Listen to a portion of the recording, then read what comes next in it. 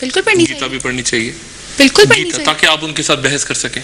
بالکل ہے نا. تقابل ادیان جو ایک باضابطہ مضمون ہے, جو مضمون کے طور پر پڑھایا جاتا ہے, وہ ایم اے لیول پر ہے, جو شہادت العالمیہ کی ڈگری میں اس طرح کے مضامین جو ہے وہ ٹچ لیے جاتے ہیں.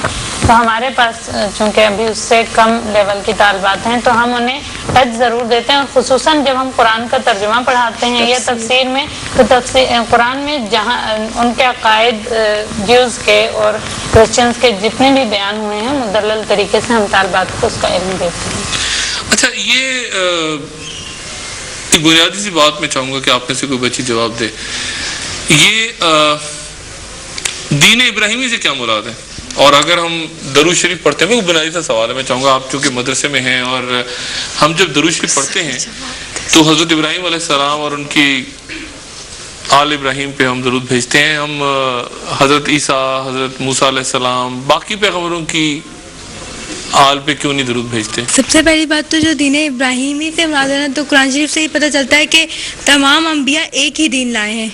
تو جو آج صلی اللہ علیہ وسلم دین لائے تھے وہ دین ابراہیمی سے الگ نہیں ہے. تو پھر دین ابراہیمی سے کیا مراد ہے؟ مطلب پھر ہم حضرت موسیٰ کا نام لے کے ان کی آل پہ کیوں نہیں بھیجتے درود؟ اصل میں ان کے دین میں تحریف ہو چکی ہے, ان کے دین میں تحریف ہو چکی ہے. وہ جو دین لائے تھے نا, جنہوں نے لوگوں تک پہنچایا تھا دین, اس میں تحریف ہو چکی ہے. حضرت ابراہیم کے دین میں نہیں ہوئی.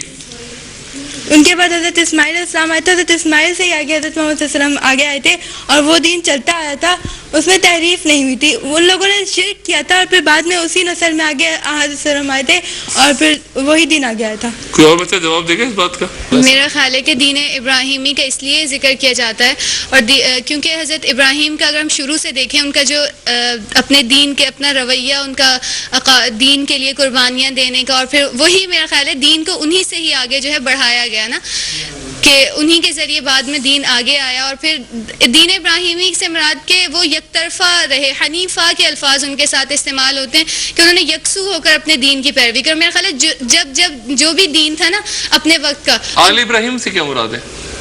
آل ابراہیم کی اولاد ہے, جو بھی ابراہیم کے بعد جتنے بھی انبیاء اور جتنے بھی لوگ ہیں, مثلا اس میں سب لوگ شامل ہیں.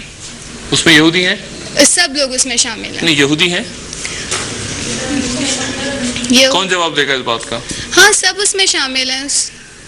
بڑا یہودی بھی ہیں اس میں, ہے نا؟ یہودی بھی ہیں, سب لوگ اس میں شامل ہیں. بس یہی میں پوائنٹ ریز کرنا چاہ رہا تھا کہ ہم اس لیے دین ابراہیمی کا ذکر کرتے ہیں کہ جو تینوں مذاہب جو اس وقت عیسائی اور یہودی اور مسلمان ہیں, ان کا جو جنکشن ہوتا ہے جا کے وہ حضرت ابراہیم پہ ہوتا ہے. اور اسی لیے دین ابراہیمی جب کہتے ہیں تو پھر یہ ہوتا ہے کہ اس میں پھر آپ جیوز اور کرسچنس کو انکلوڈ کر لیتے ہیں, کیونکہ حضرت عیسیٰ علیہ السلام کا بھی جو مذہب تھا, ہم تو یہ کہتے ہیں نا, وہ شریعت نہیں لائے تھے, وہ یہودی گھرانے میں ہی پیدا ہوئے تھے.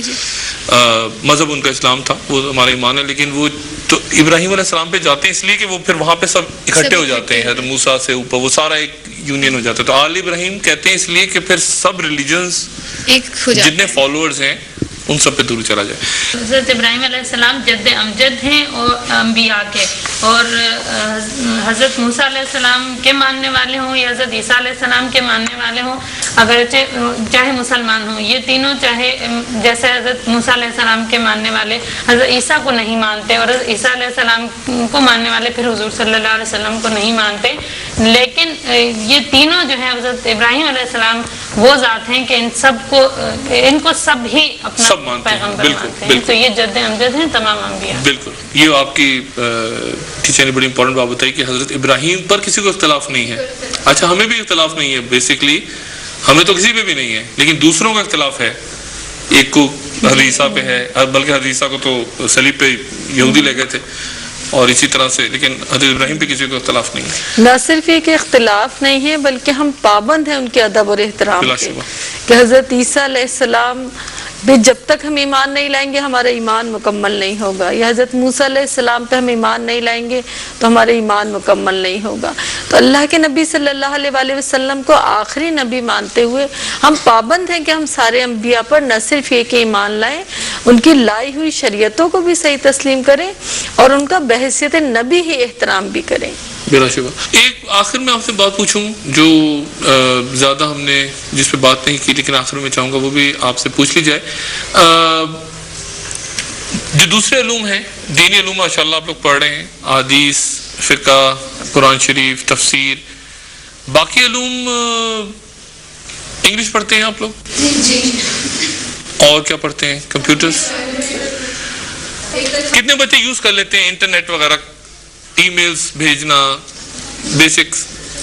کتنے بچوں کو کمپیوٹر آن کرنا، مائکروسافٹ ورڈ؟ اچھا. اور کتنے بچوں کو دلچسپی ہے کمپیوٹر میں؟ کون سے بچے؟ دلچسپی سب کو ہے، اچھا، لیکن استعمال کم کرتے ہیں. اچھا ٹھیک ہے. اور انگلش جو ہے ان کی وہی ہے جو کہ ایف اے اور بی اے کے انگلش ٹیکسٹ پڑھاتے ہیں، ٹیکسٹ پلس لینگویج. اچھا، سائنسی علوم نہیں پڑھ رہے بچے؟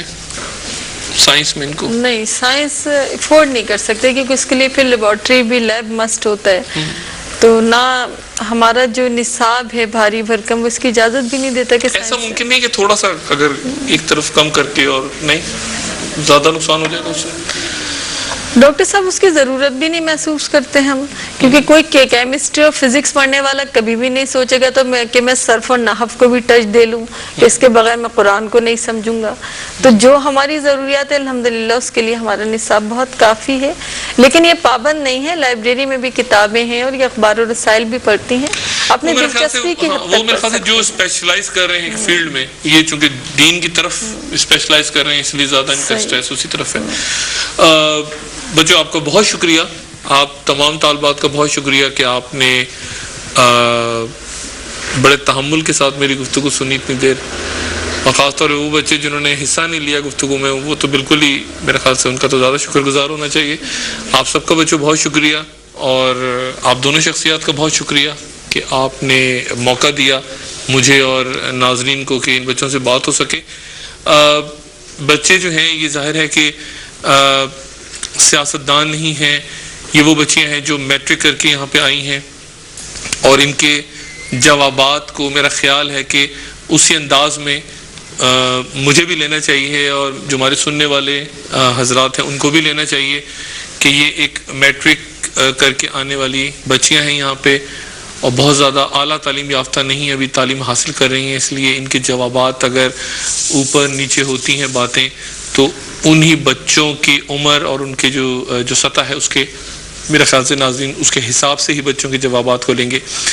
ایک بات لیکن جو میں تبصرہ کرنا چاہوں گا یہاں پہ، وہ یہ ہے کہ ایک تو آپ لوگوں کی کمٹمنٹ بہت اچھی ہے، قابل تحسین ہے، اور آپ لوگ یہ بھی مجھے بہت خوشی ہوئی دیکھ کے کہ یہ تاثر قطعاً قائم نہیں ہوا کہ آپ میں سے کوئی مجبوراً یہاں پہ بیٹھا ہے. آپ سب لوگ راضی خوشی یہاں پہ موجود ہیں اور دل لگا کے پڑھ رہے ہیں.